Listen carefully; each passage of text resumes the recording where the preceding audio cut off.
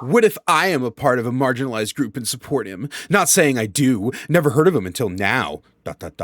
But aren't you kind of proving his point by taking offense to it when the people who are, quote, supposed to be offended aren't? Not trying to cause discord. Genuine question. No, it's not a genuine question. You're a white person trying desperately to find an excuse to say racial slurs. I've been on the internet for far too long. I'm not stupid.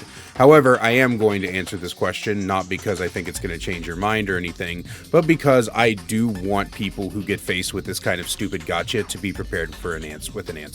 Number one, it should be pretty obvious, but I'm going to state it anyway. Just because you're part of a marginalized group and you're not offended by racial slurs, it doesn't mean that the rest of that marginalized group that is offended by racial slurs should just be completely ignored. And number two, I'm going to lay this out pretty simple with an analogy that I heard a very long time ago.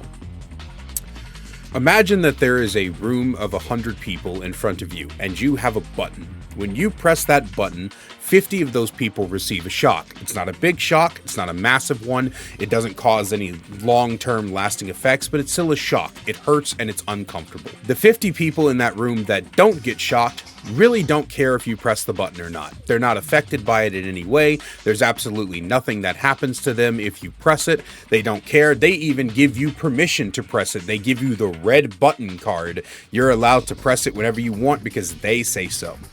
Why would you ever press that fucking button? Why would you ever intentionally cause harm, discomfort, or any other kind of negative emotions in people when it does you no benefit? It gives you no benefit. It doesn't change anything. Why would you ever do it just because some people in that room don't care? That is the exact same thing as a non-black person saying the N-word. That is the exact same thing as a non-queer person saying the F-slur.